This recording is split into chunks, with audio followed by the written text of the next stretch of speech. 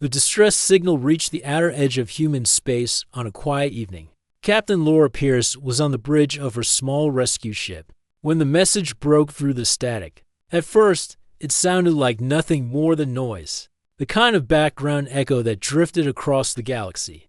But then a soft voice repeated the same line again and again. "Request aid. Urgent. Please respond." Laura leaned forward in her chair and lowered the volume so she could hear it clearly. The voice did not sound human. It had a strange rhythm and a thin tone, like someone speaking through water. The ship's computer translated only a few words, but it was enough to understand that someone was in danger. Laura felt a cold pressure in her chest. She knew what it meant.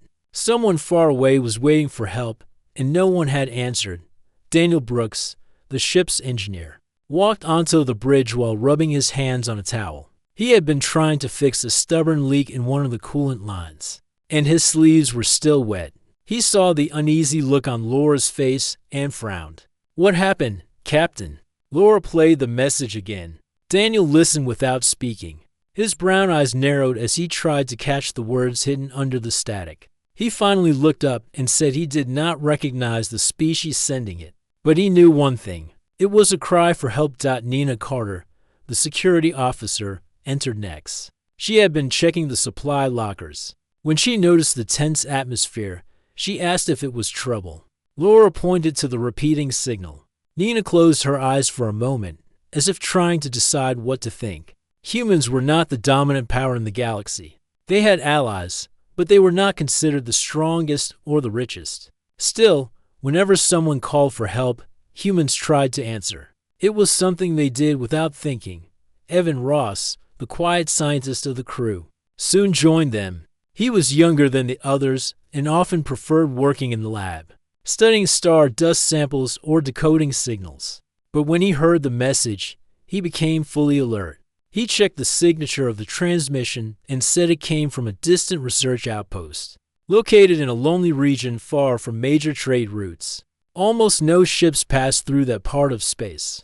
Evan explained that the distress signal had been repeating for several hours. If any nearby governments had received it, they had chosen not to respond. Perhaps the place was too remote or too dangerous. Some alien governments made decisions only when they saw a profit. A simple research station in trouble would not be worth their time. It was sad, but Laura was not surprised. Laura straightened her posture and asked the crew what they thought. Should they answer the call? There was no hesitation. Daniel said that if they ignored the message, he would not be able to sleep. Nina agreed, saying that danger did not matter if lives were at risk. Evan said that even if the species was unknown, they deserved a chance to survive. All eyes turned to Laura. She nodded. They would go. The rescue ship adjusted its course, engines humming as it entered the quiet region of space where the signal came from. Outside the viewports, the stars grew thin.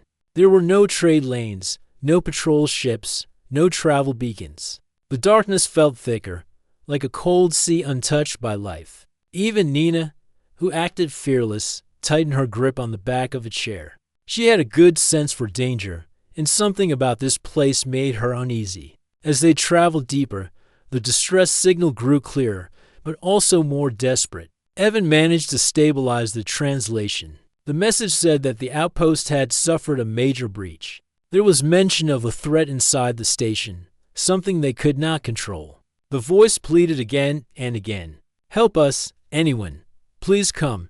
Daniel whispered that the message sounded like fear. Real fear.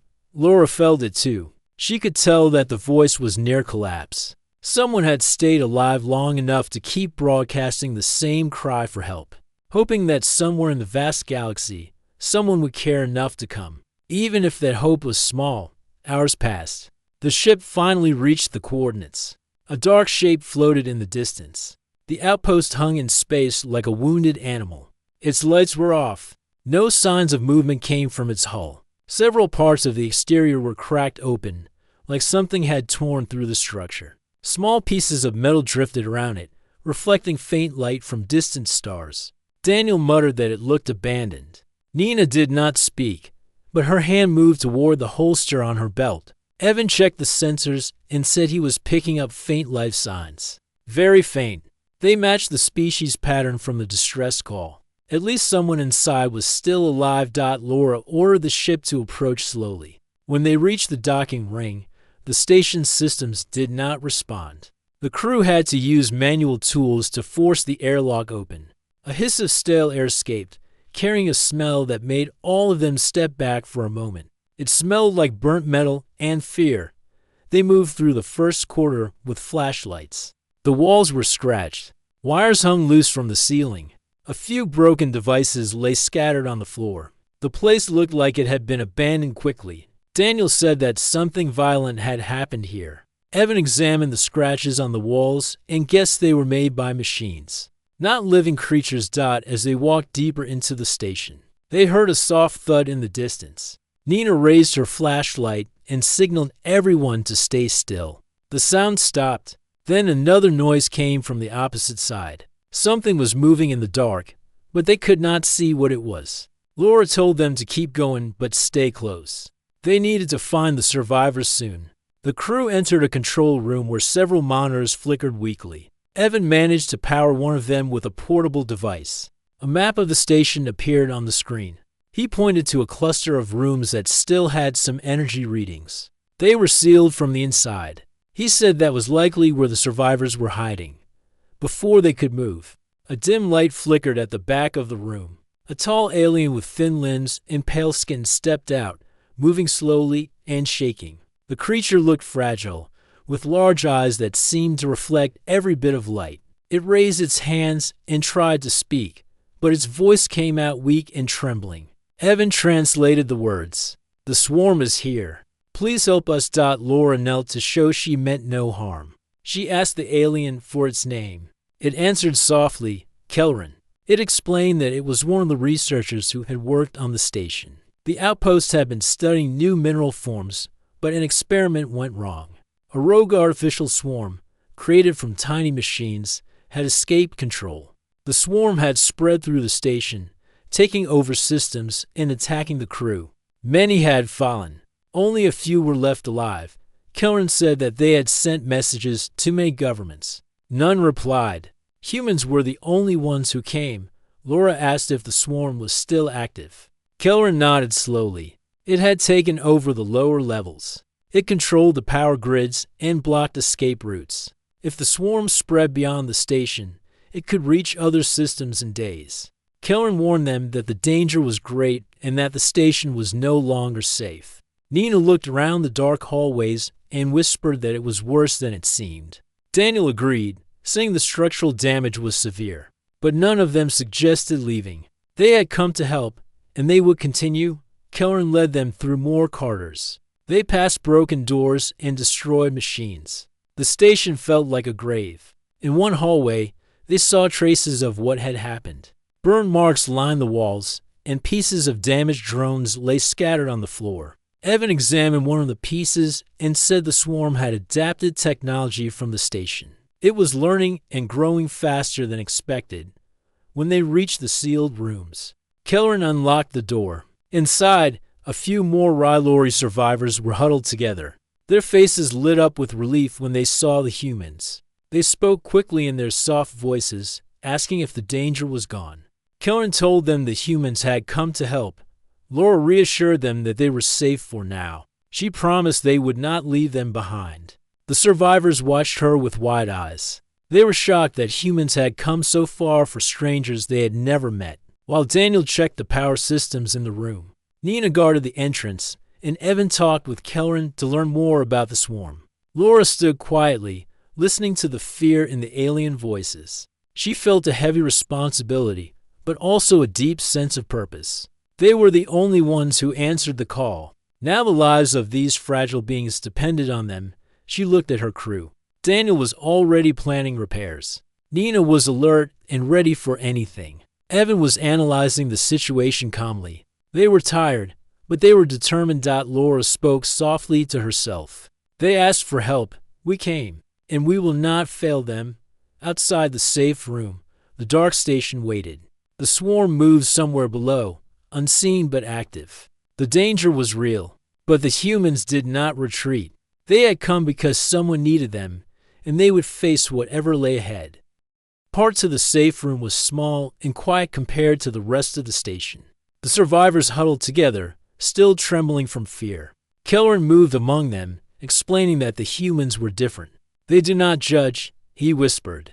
They only come when someone needs them. The Rylori listened carefully, amazed at the simple courage of the humans. Laura stepped forward. She wanted to know everything about the station, the swarm, and its behavior. Kelleran pointed to a map displayed on a portable screen. The swarm has control of the lower levels, he said.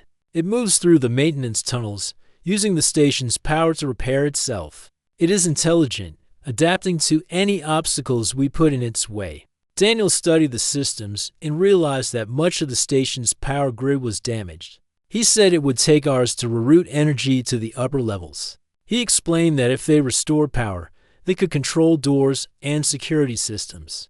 But the swarm might react. Nina listened quietly, scanning the hallways with a small sensor device. She said the corridors were quiet now, but that could change in an instant. Evan asked questions about the swarm's origin. Kelleran explained that it began as a simple cleaning robot project. The Rylori scientists had tried to improve it, giving it the ability to repair itself. But something went wrong. The machines learned too fast, Kelleran said. They turned against us. Now, they are dangerous and will attack anything alive in the station. Laura decided that they would explore the station carefully. They needed information. She divided the team. Daniel would work on the power system. Nina would guard the group and prepare weapons. Evan would collect data and analyze the swarm's patterns. Laura herself would move through the station, leading the way and making decisions on the spot. The first hallway they entered was narrow and dark. Broken wires hung from the ceiling, and scorched walls marked the paths of past battles. Laura told the humans and aliens to stay alert. They could hear the soft hum of machines far below, moving like a river through the station. They reached a control room with damaged consoles. Daniel knelt to inspect a power conduit. Sparks flew, and he jumped back quickly. The system is unstable, he said. If we make a mistake, it could cause a small explosion. Laura nodded. Careful movements only. The Rylori watched in silence, still not used to seeing humans take such risks without hesitation. Evan examined a scanner and pointed out patterns in the swarm's movement. It seems to react to sound, he said. It avoids areas with high magnetic interference. If we use that, we can predict its path. Laura listened and nodded. This knowledge could save lives. Hours passed as they moved through the station. They found more survivors, weak and scared. Some had been hiding in small rooms for days, too afraid to leave. Laura and her team helped them, giving water and basic medical attention. The Rylori could not understand why humans risked themselves for strangers. They whispered among themselves, saying that no other species would have come. Daniel finally restored partial power to the upper levels. Lights flickered on, revealing the full destruction around them. Doors that had been sealed opened slowly. Security systems were back online, but the swarm could see the change. Laura warned the group to stay calm. They had done what they could, and now they needed to prepare for the next stage. Nina checked the sensors again. She detected movement below. The swarm was aware of their presence. It had begun searching the upper levels. Laura knew that time was limited. They needed to find the core before the swarm found them. She instructed the group to move to a secure room nearby to plan their next steps inside the room. Kelleran explained that the swarm had a central control node deep in the station. If they could destroy it, the swarm would collapse. Laura asked for the location. It is in the lower maintenance deck, Kelleran said. The path is dangerous, filled with machines and traps. Many of us have tried and failed. Laura looked at her crew. They were tired, but ready. We have no choice, she said. We move carefully and we succeed. The Rylori were surprised at her calm. She spoke with confidence, not fear. This is human courage, Kelleran thought. They do not retreat. They did not hesitate. They left the safe room, moving through corridors that smelled of burnt metal and oil. The walls were scratched, and pieces of broken machines lay scattered. Daniel carefully avoided damaged conduits while Evan recorded data on the swarm's patterns. Nina stayed close, weapon ready, scanning for any movement. The first obstacle was a corridor partially blocked by a collapsed wall. They worked together to clear a path. Daniel lifted debris, Evan supported fragile areas, and Laura coordinated the moves. The Rylori followed quietly, learning how humans work together without arguments. It was a strange sight for them, seeing people cooperate so easily under stress. Deeper into the station, they found more traces of the swarm's activity. Small drones moved quickly along the walls and ceilings. Evan studied them and noticed a pattern. The drones avoided areas with strong electromagnetic fields. Laura decided to use this knowledge to their advantage. They could create temporary safe zones to pass through as they continued. A sudden alarm echoed through the station. The swarm had detected their presence. Small machines scuttled from the shadows, trying to block their path. Nina fired warning shots, disabling a few, while Laura led the group past the dangerous spots. The Rylori were amazed at their skill and bravery. They had never seen anyone fight and move so carefully at the same time. Finally, they reached a room filled with flickering lights. It looked like a laboratory that had been abandoned in a hurry. Equipment lay broken, and papers floated in zero-gravity pockets. Kelleran said the swarm had destroyed most of the research here. Laura checked the room and found a terminal still functional. Evan started downloading the remaining data, hoping to learn more about the swarm's weaknesses. Ours turned into a long night. They rested briefly in the lab while the Rylori explained the history of the station. It had been a research hub for new energy sources. The swarm had begun as a maintenance project, meant to help with repairs. But its intelligence grew too fast, and the creators lost control. Kelleran explained with sadness that many had died trying to contain it. Laura listened and nodded. The humans did not speak of fear. They focused on the next steps. When they were ready, Laura led the group toward the maintenance tunnels. These paths led deeper into the station, closer to the swarm's core. The corridors were narrow, and the air felt heavy. Daniel adjusted the portable lights, Evan monitored the sensors, and Nina kept her weapon ready. The Rylori followed silently, trusting the humans to guide them. They reached the first obstacle in the tunnels, a door controlled by a system the swarm had infected.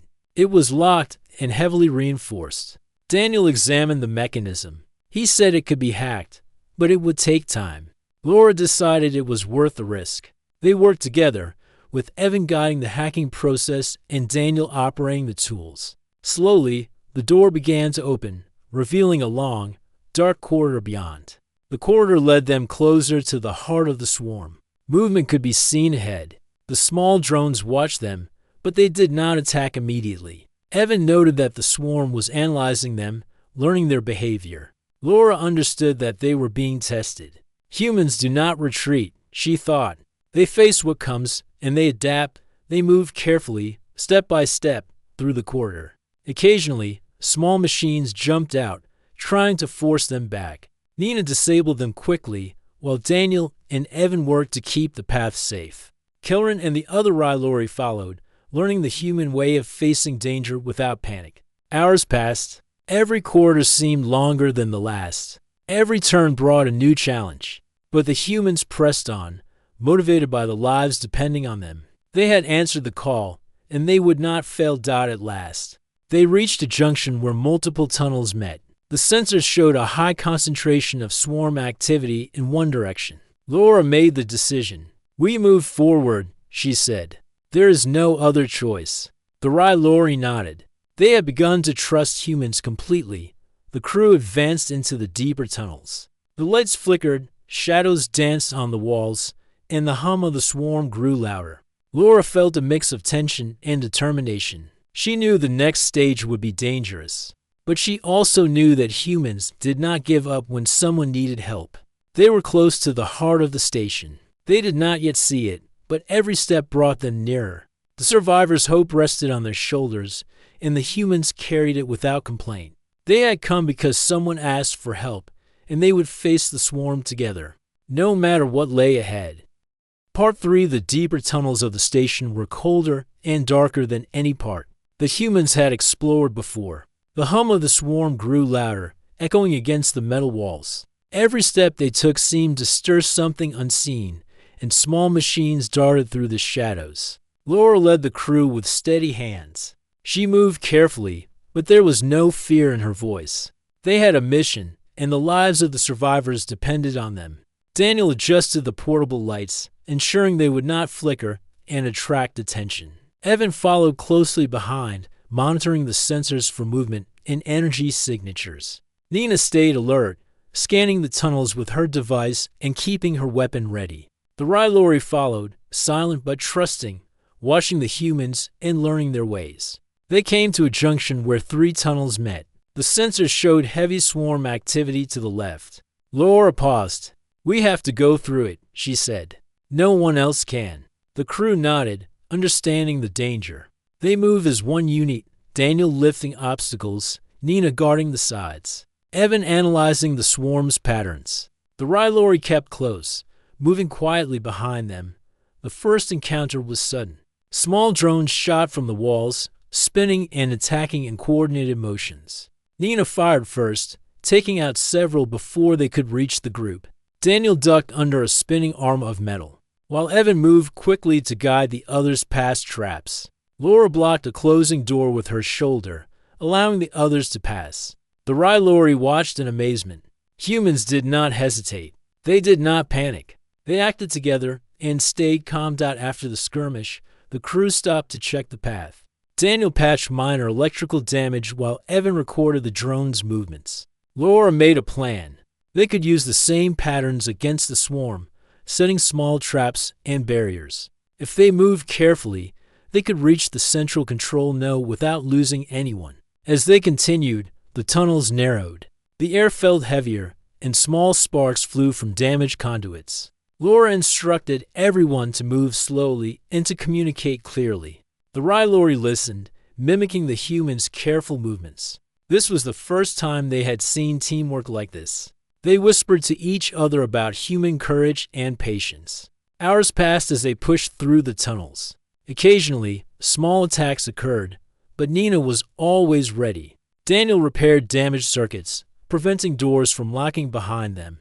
Evan monitored everything, giving warnings when the swarm adjusted its movements. Laura kept them focused, reminding them that they were close to the heart of the swarm. The Rylori began to trust humans completely. They were amazed that strangers would risk everything for beings they had never met. Finally, they reached a chamber that pulsed with energy. It was the swarm's central hub. Small drones swirled in patterns around the core, feeding it power and repairing damaged systems. Evan examined the layout and whispered to Laura that the swarm was strong, but it had weaknesses. Laura listened carefully. She knew that defeating it would require more than courage. They needed a plan. Daniel checked the power conduits running into the hub. He said they could reroute the energy to create a short circuit, but it would be dangerous. The slightest mistake could trigger a chain reaction. Laura nodded. "Careful work," she said, "and precision." The Rylori watched closely, fascinated by humans who acted with such determination and focus. Nina set up defensive positions around the chamber. She marked safe zones where the team could retreat if necessary. Evan connected a portable device to the swarm's energy readings, searching for vulnerabilities. The machines moved faster, sensing the humans in their domain. Laura took a deep breath and prepared to lead the final approach, step by step. They moved into the chamber. Small drones swarmed around them, but the humans stayed coordinated. Nina disabled several, while Daniel and Evan worked on the power conduits. Laura guided the group through narrow paths, ensuring no one was left behind. The Rylori followed silently, inspired by the humans' bravery. As they reached the core, the energy pulsed violently. Sparks flew, and small drones attacked with increased aggression. Laura yelled instructions, coordinating the team. Daniel rerouted power to weaken the swarm's defenses. Evan monitored the energy flow and guided them through the safest paths. Nina defended the team with precision. The Rylori watched in awe, realizing that humans faced danger without fear and without hesitation. After tense moments, Daniel triggered the short circuit. The hub shuddered, lights flickered, and the swarm struggled to maintain control. Small drones fell, and the energy pulsing from the core began to destabilize. Laura moved forward and used the manual override on the central console. Sparks flew across her arms, but she did not stop. The core was moments away from collapse. Evan shouted that the system was overloading. They had to retreat quickly. Laura gave the signal, and the team moved back through the corridors. The swarm tried to block them, but they used the paths Daniel and Evan had prepared. Nina fired at incoming drones, clearing the way. The Rylori followed, guided by humans who had risked everything for them.